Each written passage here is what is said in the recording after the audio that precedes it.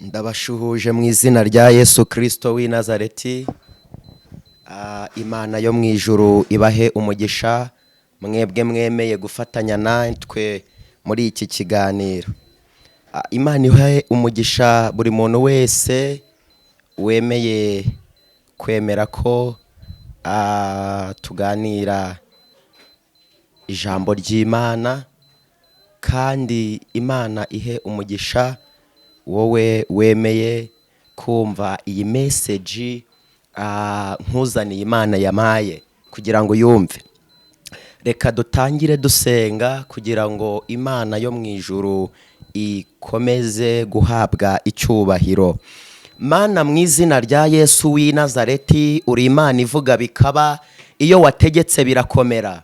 Ni njyewe Dawidi, ni njye wa mwana, ni njye wa musore, ndi imbere y'amaso yawe Mwami, ndakwinginze kugira ngo uze ubane nanjye. Ndaguhamagaye kugira ngo ntaba ari njyewe, ahubwo imbaraga z'Imana aba arizo zikora imirimo n'ibitangaza. Ndaritse Imana n'Umwana n'Umwuka Wera, nyemerera Kristo mwiza, njyewe mbure hagaragare wowe untuyemo, wowe unkoreramo, wowe Kristo mwiza wantumye ku bantu bawe kugira ngo bumve icyo uvugana nabo uciye muri njyewe. Niyo mpamvu nyakubahwa Imana nari inkwinginze kugira ngo kandi uhe umugisha buri muntu wese wemeye kumva iyi message yavuye ku mutima wawe Mwami. Ndasengera abakobwa bankurikiranye, ndasengera abasore, ndasengera ababyeyi, ndasengera abagabo, buri wese wemeye gufatanya nanjye nahabwa umugisha n'Imana mu izina rya Yesu. Urakoze ko wemeye kubana nanjye mu izina rya Yesu Kristo w'i Nazareti, amen. Imana ibahe umugisha nshuti bavandimwe, kandi Uwiteka ahaze kwifuza kwa buri muntu wese. Imana yampaye ubutumwa kugira ngo mbukuzanire wowe unkurikiranye.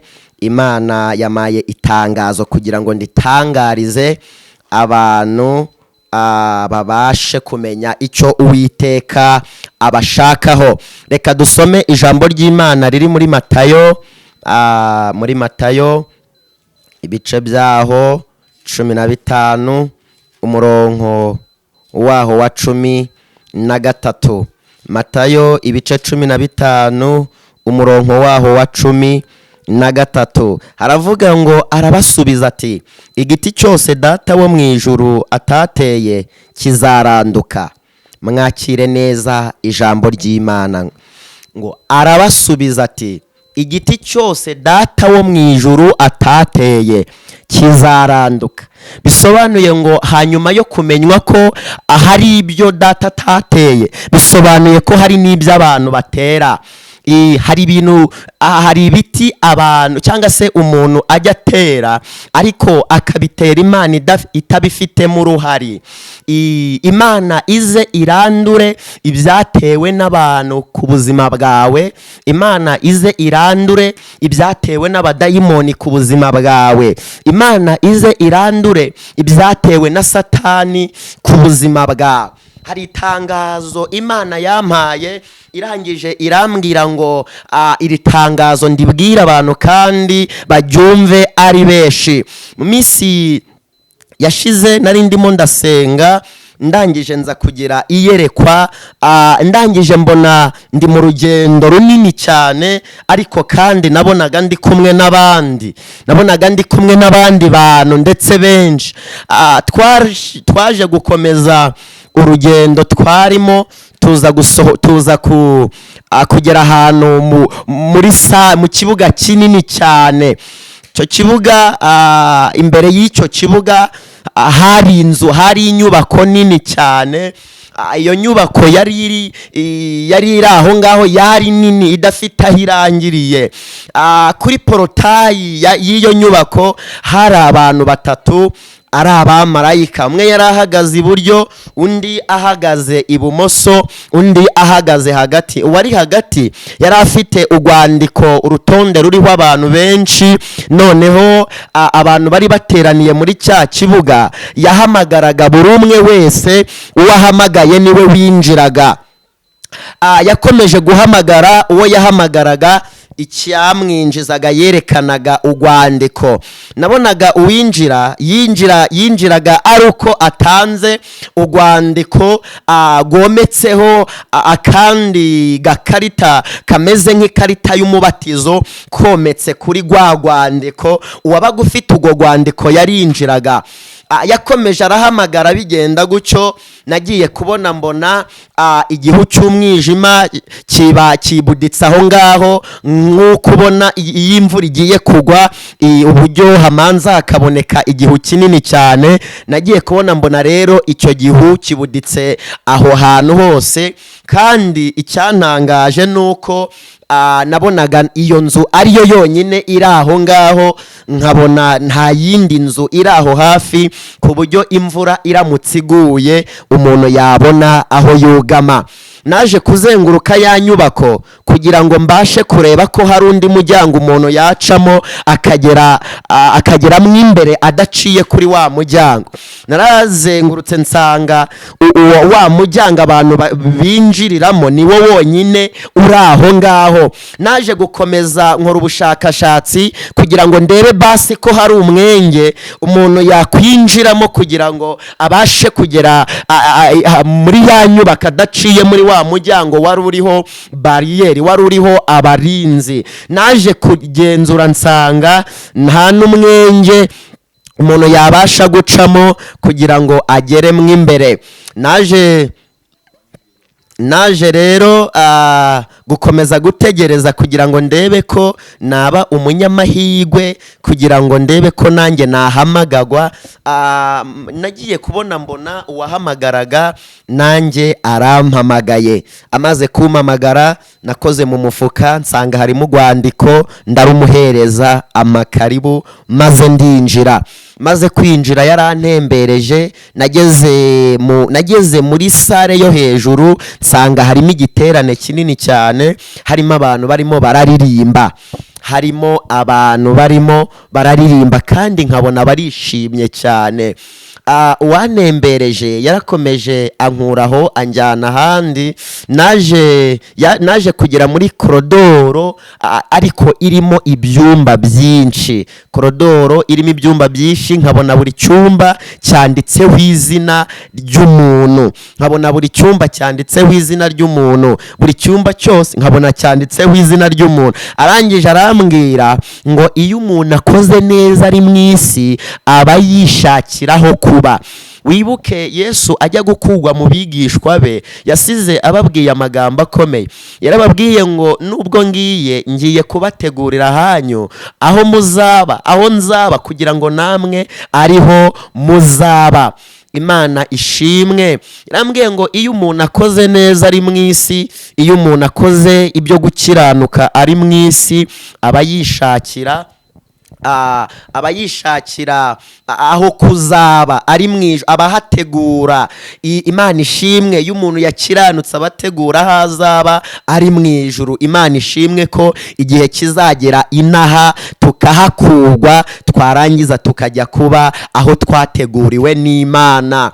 iyo umuntu ari inaha wibuke ko hari ibintu aba atemerewe. iyo umubyeyi ari inaha hari uburenganzira aba adafite. iyo umuntu ari inaha turahababarira, inaha turahacumurira, inaha hari ibintu tuba tudafiteho uburenganzira. ndagira ngo nkubwire ngo ukore cyane kugira ngo uzabashe kubona amahirwe yo kugera mu bwami bw'Imana.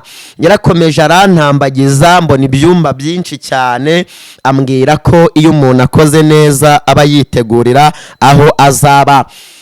naje kongera kugera kuri bariyeri nanone, kuko nabonaga aho twari turi hejuru yaho hari igiterane kinini cyane, ariko kandi nza kugira amatsiko yo kubasha kugera muri icyo giterane cyari kiri hejuru.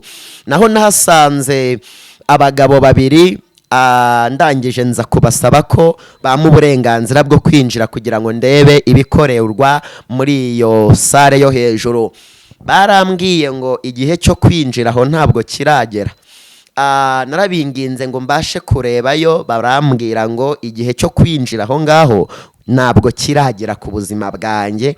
Aho ngaho hinjira umuntu uhinjiriye rimwe. Barambwira ngo ntabwo bishoboka ko wahinjira ngo wongere ugaruke. Uwanembezaga yansubije inyuma, ndangije nongera kugera haha.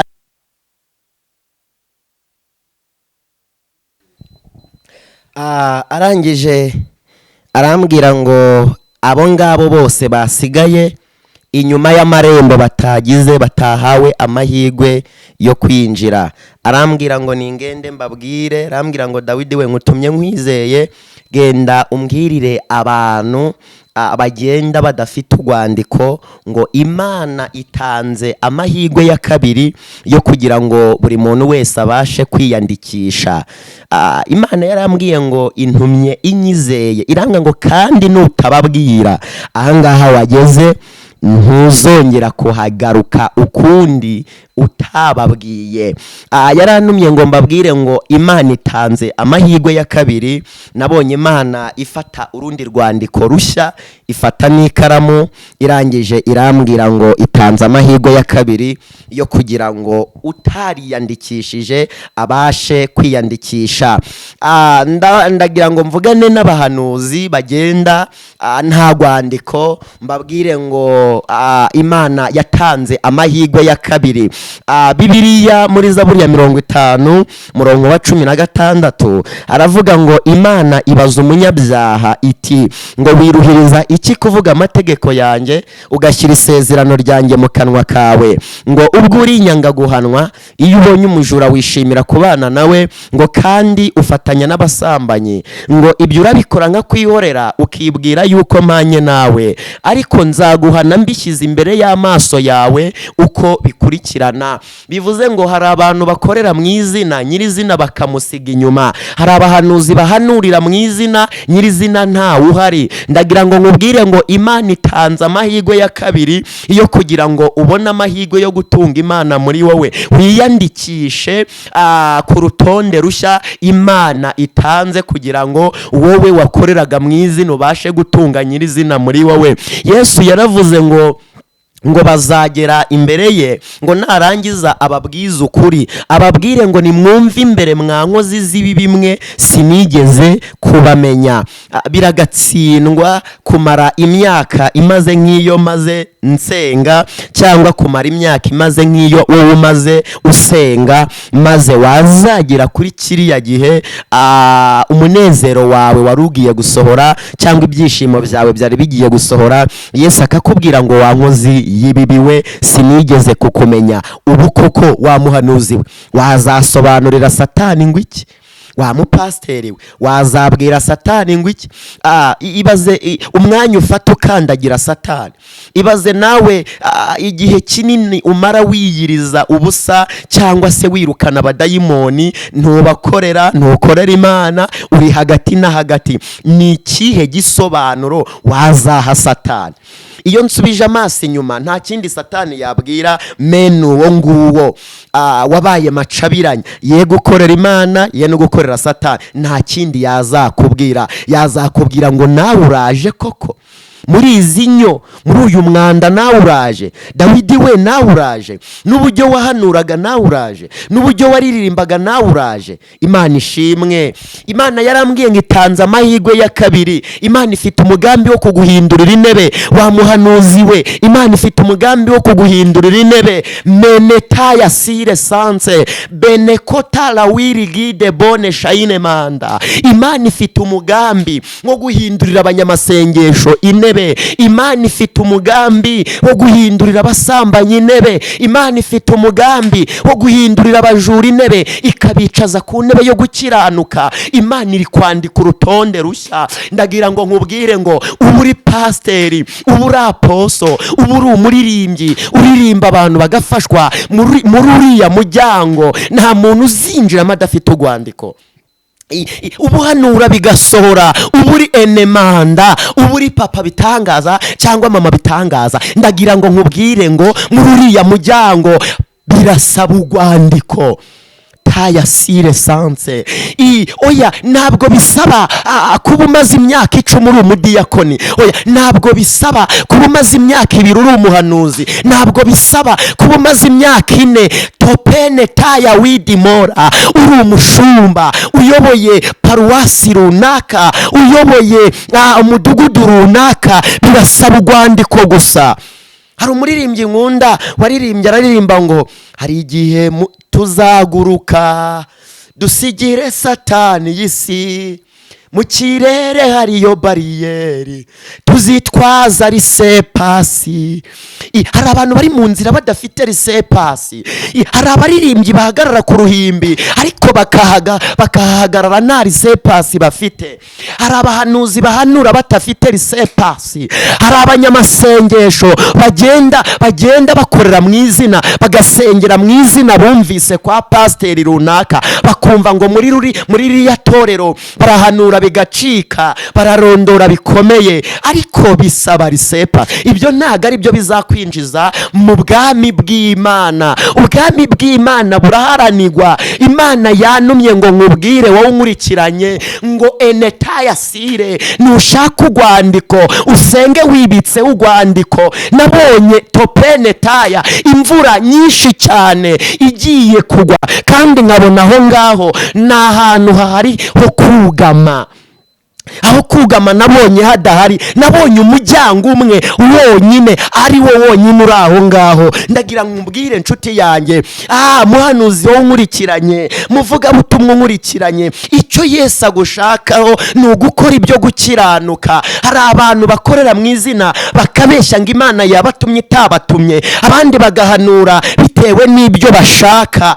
Sisi benekota, bakabeshyera Imana. Ariko Imana yanumye ngo nkubwire ngo igufitiye urukundo, igufitiye imbabazi, igufitiye impuhwe. Imana yo mu ijuru yo ireba itangiriro ikareba n'iherezo, iri kureba ibiri hagati n'ibiri imbere, yarangiza ikabona birakomeye. Yanumye ngo nkubwire ngo iyandikishe. Ubu uri umuririmbyi uzinjirana urwandiko, ubu uri umupasiteri uzinjirana urwandiko, ubu uri umudiyakoni uzinjirana urwandiko. Manishi, urwandiko nirugira abadiyakoni b'abanyamagambo, urwandiko nirugira abapasiteri babeshya, urwandiko nirugira abahanuzi bahanurira mu binyoma bavuga ngo Imana yabatumye itabatumye, bavuga ngo Imana ngo beretswe. Kandi biravuga ngo nimba weretswe vuga ibyo weretswe nk'ibinyakuri, nimba warose rutora ibyo warose nk'ibinyakuri. Kandi hari ahantu tuzinjira ari uko dufite urwandiko. Ni itangazo rireba abasenga n'abadasenga. Imana yarambwiye ngo iri tangazo ntabwo rireba abasenga gusa, kubera ko Bibiliya iravuga ngo ntabwo abazima bakenera muganga keretse abagwayi, abasambanyirira bareba. Imana ifite umugambi wo kuguhagurutsa ku ntebe y'umusambanyi. Imana ifite umugambi wo kuguhagurutsa ku ntebe y'amagambo. Imana ifite umugambi wo kuguhagurutsa ku ntebe y'ubujura. Imana yanumye ngo nkubwire ngo ifite umugambi wo kuguhindurira intebe, yarangiza ikakwicaza ku ntebe yo gukiranuka, ikaguha urwandiko. Urwandiko ruva mu kubaha Imana, urwandiko ruva mu gukiranuka, urwandiko ruva mu gusenga. Bibiliya iravuga ngo kubaha Uwiteka nibwo bwenge, kandi kuva mu byaha niko kujijuka. Ubwenge bwose waba ufite hatarimo kubaha Imana ni zero. Ubwenge ufite ongeraho n'ubw'Imana mu izina rya Yesu. Twasomye ijambo ry'Imana muri Matayo 15:13, riratubwira ngo igiti cyose data wo mu ijuru atateye kizaranduka. Hari igiti cyose data wo mu ijuru atateye kizaranduka. Igiti cy'amagambo Imana ikirandure. Igiti cyo kubeshyera Imana Satani yari yarateye muri wowe akakubwira ngo nubeshyera Imana nibwo uzemegwa, Imana ikirandure. Igiti cy'ubusambanyi Imana ikirandure. Imana irandure ibiti Satani yateye mu rubyiruko. Imana irandure igiti cy'umubabaro wowe wubaha Imana. Imana irandure igiti cy'ubukene. Imana irandure igiti menetayasi, igiti cy'ubugwayi. Imana ikirandure, igiti cy'amagambo Imana ikirandure, Imana igira ibintu irandura ku buzima bwawe mu izina rya Yesu Kristo w'i Nazareti. Reka dusenge. Iryo yari itangazo Imana yantumye kugira ngo nditangarize wowe nkurikiranye. Imana iguha umugisha nshuti yanjye. Nyagasani Mana, ni njyewe Dawidi, icyo washyize ku mutima wanjye, icyo wanegetse kuvuga nicyo mvuze. Rero mpaye umugisha uyu muntu nkurikiranye, ngaho Mwami Imana, imbaraga zawe nizikora imirimo n'ibitangaza. Gira ibintu urandura mu bakobwa, gira ibintu urandura mu babyeyi, gira ibintu urandura mu bagabo. Randura ibyaha, randura umubabaro, randura agahinda, ubushomeri, abari hanze, abari mu Rwanda, abari muri Amerika, abari Canada, rebone taya widi mora. Gabanya barimbuka, wongera bakizwa, agakiza k'Imana gasesekare mu isi yose. Urakoze kubyumvise mukiza mwiza. Amen.